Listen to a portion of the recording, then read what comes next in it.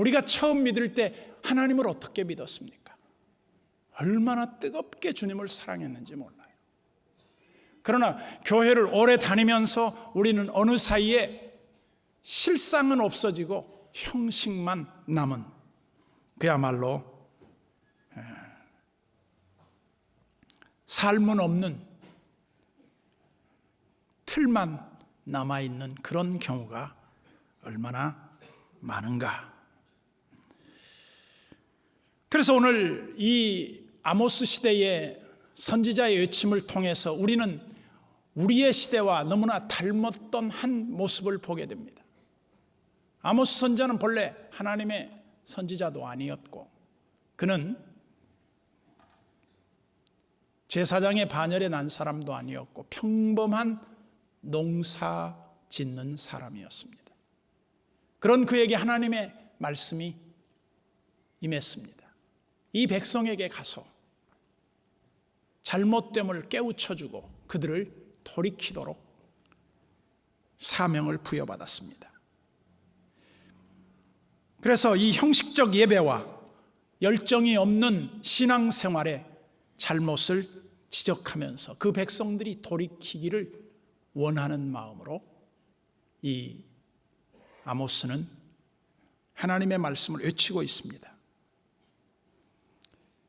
아모스 선지자는 북쪽 이스라엘과 남유다 왕국으로 나뉘어진 그 13대 왕이었던 여로보암 제2세 때 북쪽 이스라엘을 중심으로 했던 선지자였습니다. 우리가 잘 아는 대로 북쪽 이스라엘은 어떤 나라였는가? 그것은 여로보암에 의해서 솔로몬의 아들 르호보암 때에 11지파가 떨어져 나가고 유다 지파 하나만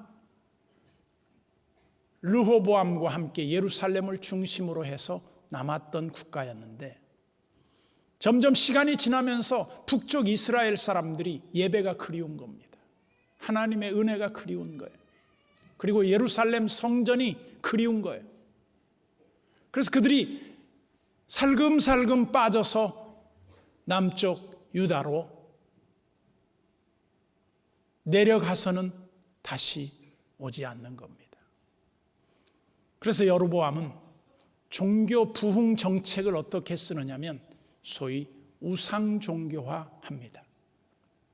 하나님을 북쪽 단과 그리고 베델에 금송아지 우상을 만들어 놓고 거기 가서 예배해라. 거기에 하나님이 있다.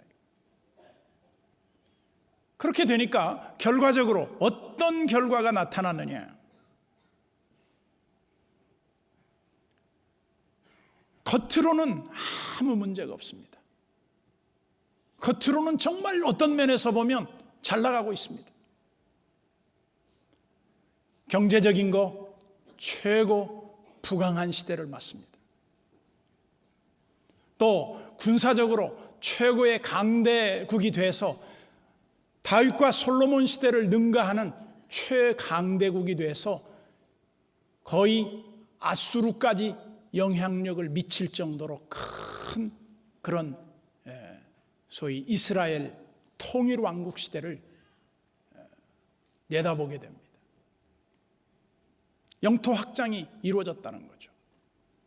그런데 그들의 신앙은 어떠냐? 하나님에게서 떠나 있었다. 우리가 자칫 세상에 어떤 보이는 축복이 하나님과 거리가 멀어진다면 그것이 정말 우리에게 축복일까? 그런데도 여러분들은 아마 그럴 수 있는 여건만 된다면 그렇게 바꾸고 싶은 사람도 적지 않을 겁니다. 잘못인 줄을 알면서도 말이죠. 우리가 신앙의 원리가 무엇입니까? 하나님과 함께하는 것, 하나님의 은총을 누리는 것, 하나님 없이는 우리는 살 수 없다고 하는 이 아주 기본적인 신앙 고백이 우리들의 고백입니다. 그런데 어느 순간인가 하나님과 세상의 우상과 바뀌어집니다.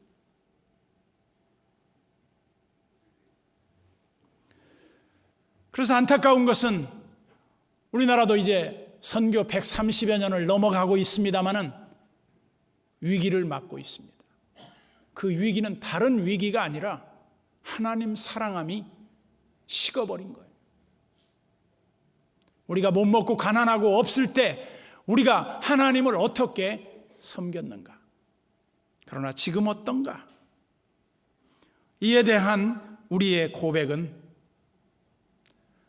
하나님 이외에 다른 것이 우리의 사랑의 대상일 수 없다고 고백했던 때가 있었을 겁니다. 그런데 시간이 지나면서 하나님은 별로 중요하지 않고 다른 것들이 우리의 삶에 훨씬 더 중요한 위치를 차지하는 그런 모습을 우리가 스스로 발견하고 있지 않는가? 정치, 경제, 군사적 번영이 하나님의 축복이다 라고 생각하는 것만큼 오해가 없습니다. 하나님이 그들에게서 떠났다. 하나님이 더 이상 그들과 함께하지 않는다고 하면 그것이 무슨 의미가 있겠는가? 그래서 이 여로보암 2세는 북쪽 이스라엘의 초대 창건 왕이었던 여로보암 1세를 능가하는 최고의 지도자적인 위치로 부상합니다.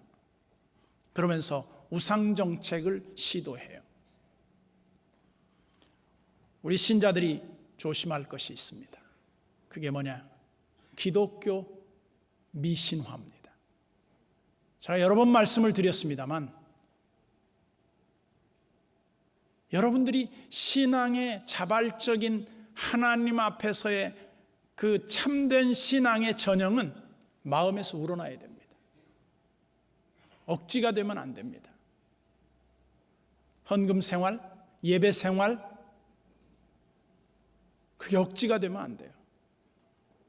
여러분들이 스스로 하나님이 좋아서 나오고 하나님이 정말 내가 의지의 대상이기 때문에 나오고 하나님 없이는 난 못 살기 때문에 하나님 의존신앙으로 나와야지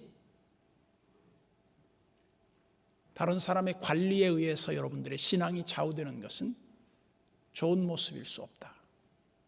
그러면 어떻게 해야 하는가? 오늘 성경은 우리에게 이렇게 말합니다. 잘못된 길에서 돌이키라고. 하나님께 돌아오라고. 터진 웅덩이와 같은 그 모으고 모아도 밑빠진 독과 같은 그런 것들을 의지하지 말라고.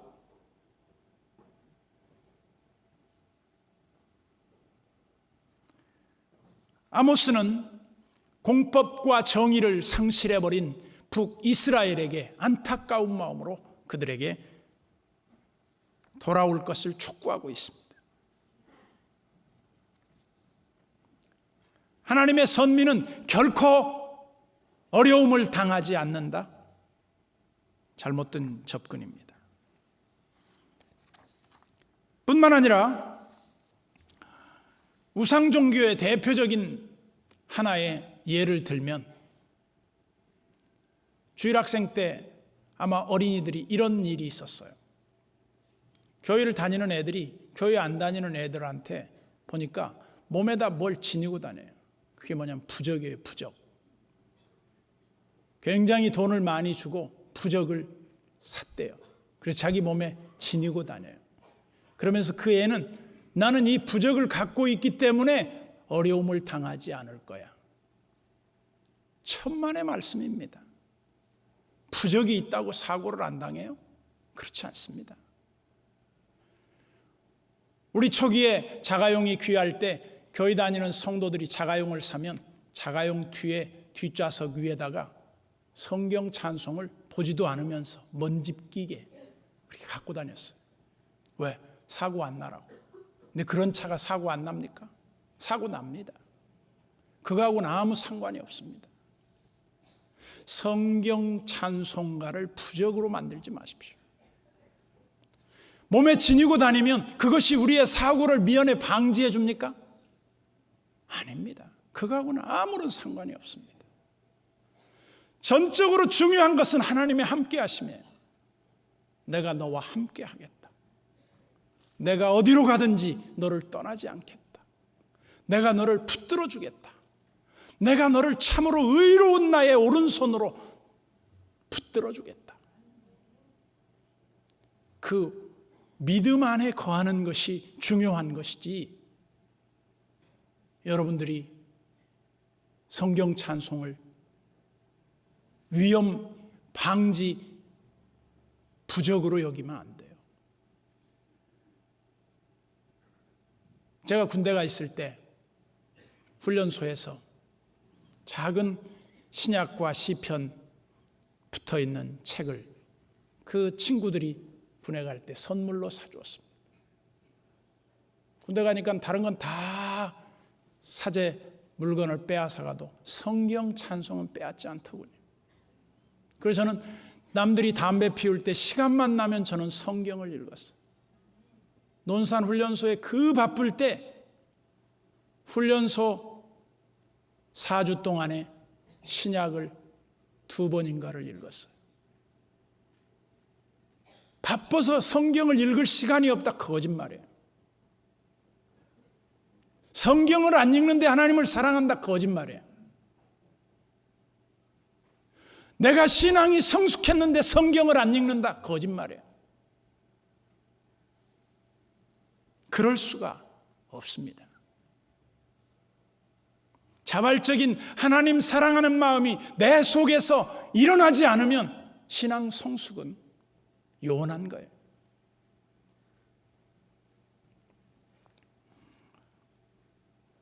북쪽 이스라엘의 신앙적 가장 고질병과 부패는 무엇이었는가? 형식이었습니다. 형식주의.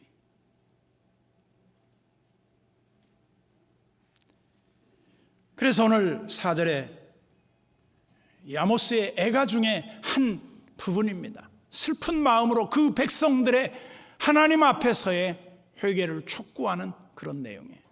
그러면서 4절에 이렇게 말합니다. 여호와께서 이스라엘 족속에게 이와 같이 말씀하시기를, 하나님의 말씀입니다.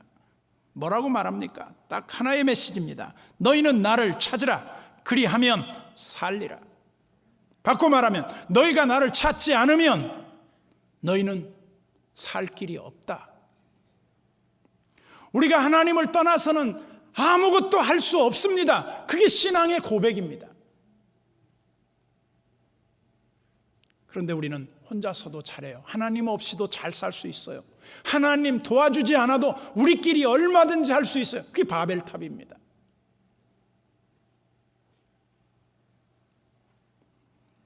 그래서 하나님을 찾는 것은 형식으로 하나님을 찾는 것이 아니라 정말 하나님을 사랑하는 마음이 우리 속에서 싹이 터야 돼요.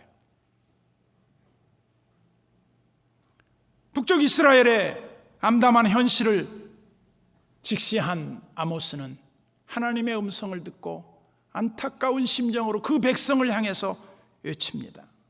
하나님을 찾으십시오. 지금도 늦지 않습니다. 하나님을 만나십시오. 하나님을 붙들어야 삽니다. 이거 아니면 우리는 안 됩니다. 이것이 아모스의 애절한 노래였습니다.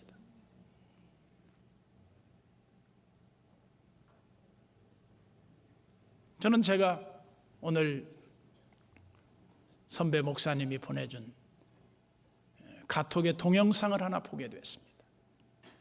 그 동영상은 우리나라 최고의 성악가, 100년에 하나 날까 말까 하는 테너 가수, 소위 배재철 집사님이라는 분의 그 동영상이었습니다. 그분은 독일의 유명한 오페라의 테너를 맡고 있는 주연 배우였습니다. 그러던 어느 날 그분에게 위기가 왔습니다. 목에 종양이 발견되고 나중에 검사를 해봤더니 그것은 갑상선 암 중에서도 꽤 안 좋은 암이었습니다. 그걸 제거하면서 그 최고의 세계의 성악가의 그 음성 조절 신경을 잘라내지 않으면 안 됐습니다.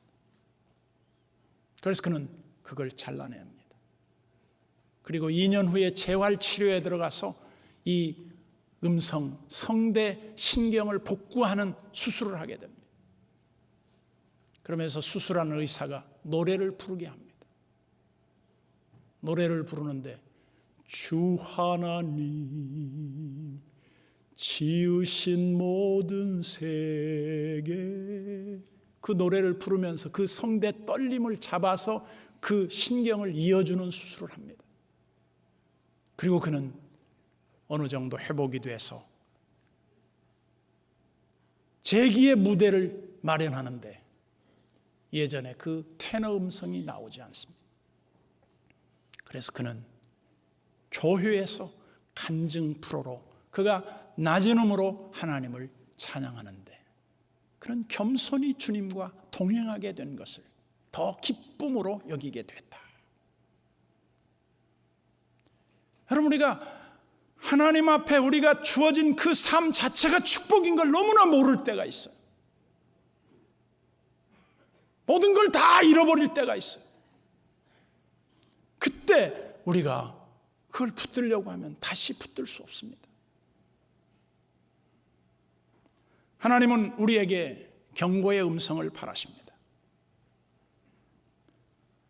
하나님을 찾으라고 하면서 잘못된 이스라엘 백성들의 그 어리석음을 깨우치기 위해서 그들이 일삼고 있었던 것 중에 몇 가지를 지적합니다. 5절에 보십시오. 베델을 찾지 말며. 베델은 어떤 곳이냐? 아브라함이 내 본토 친척 아비집을 떠나 내가 내게 지시할 땅으로 가라 해서 도착해서 처음으로 하나님을 예배했던 장소, 그게 베델입니다. 그리고 그 베델이라는 뜻은 하나님의 집이라는 뜻입니다. 그러면서 동시에 뭐라고 말합니까? 길갈로 들어가지 말며. 길갈 찾지 말라는 거예요. 길갈은 이스라엘 백성들이 광야 생활을 이제 종료하면서 가나안 땅, 축복의 땅에 입성을 앞둔 기념비적인 장소였습니다. 거기서 그들은 첫 유월절을 광야 생활을 마치면서 거기서 지키게 됩니다. 그리고 광야에서 낳았던 자녀들에게 할례를 시행하지 못했던 자들을 거기서 할례를 시행합니다. 길갈은 수치와 부끄러움이 굴러갔다는 뜻입니다. 아마 그들은 베델에서 하나님의 집에서 축복을 받고 싶고 길갈에 가서 자기의 아픔과 수치를 씻어버리고 싶고 브엘세바에 가서 그들은 하나님의 영광스러운 약속과 축복을 받기를 원했었겠죠. 근데 그거 다 헛된 거였습니다. 왜? 하나님이 거기에 없는 거예요. 여러분, 하나님이 없는 게 아니라, 하나님이 거기에 안 계신 게 아니라 이스라엘 백성들의 신앙이 잘못된 겁니다. 이것이 가장 큰 위기였죠. 오늘 우리에게도요, 베델이 있어요. 길갈이 있어요. 브엘세바가 있어요. 거기에 하나님이 있어요. 은혜 받은 나의 어떤 그 축복된 장소가 있어요. 나를 기념할 만한 그런 역사적인 장소가 있을 수 있어요. 그런데 거기 갔더니 하나님이 계시지 않는 거예요. 그것은 하나님이 계시지 않는 게 아니라 내가 하나님에게서 떠나 있는 겁니다. 축복은 갈망하지만 하나님은 나를 거기에서 더 이상 만나주시지 않는 겁니다. 여러분, 하나님을 잃어버리면 우리가 모든 걸 다 잃는다고 누누이 말씀했습니다. 나중에 보면 브엘세바는 7개의 우물이라는 뜻과 맹세의 우물이라고 하는 아브라함의 축복과 함께 이스라엘 최남단의 하나님의 축복의 근거지며 삶의 새로운 전환점을 마련하는 그런 아주 명소였습니다. 그런데 왜 여기가 이렇게 됐습니까? 그것은 그들이 하나님을 버렸기 때문입니다. 형식만 있었지 하나님을 진심으로 의지하거나 사랑하지 않았기 때문이었다. 예배가 얼마든지 우상숭배화할 수 있습니다.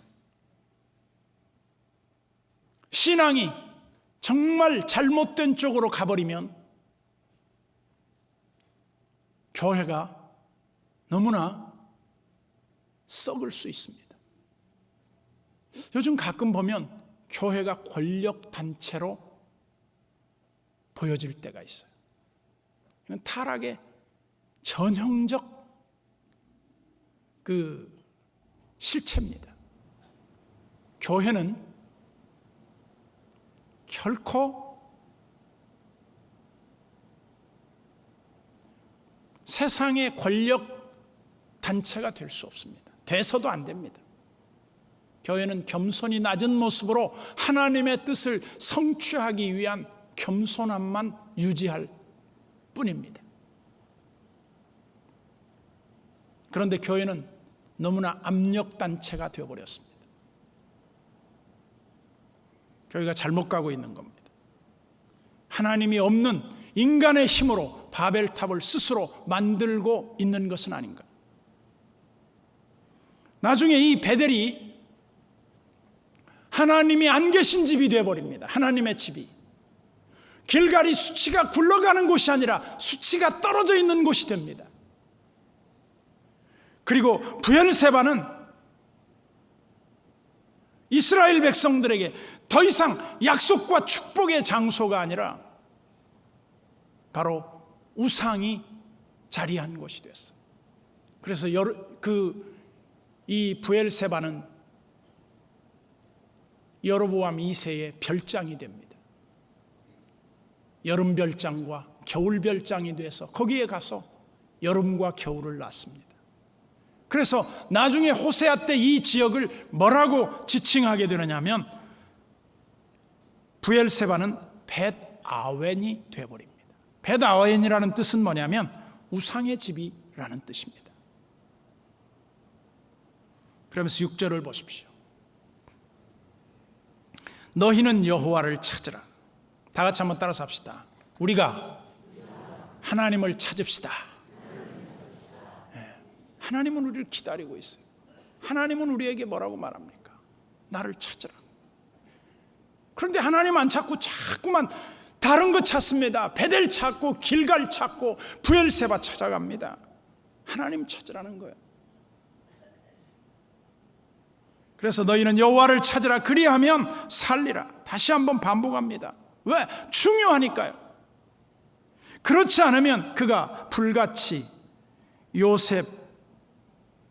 요셉의 집에 임하여 멸하시리니 베델에서 그 불들을 끌 자가 없으리라.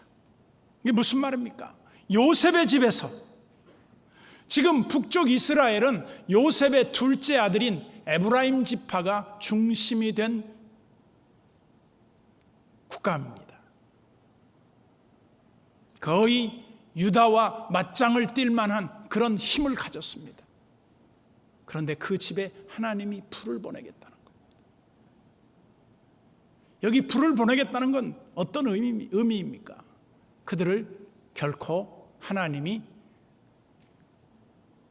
묵과하지 않고 징계하시겠다는 뜻입니다. 여러분, 하나님의 징계를 기쁘게 받아들이십시오. 왜? 하나님이 징계한다는 것은 사랑한다는 겁니다. 그리고 우리에게 다시 한번 기회가 주어졌다는 겁니다. 하나님을 버리면 우리는 모든 걸 다 잃습니다.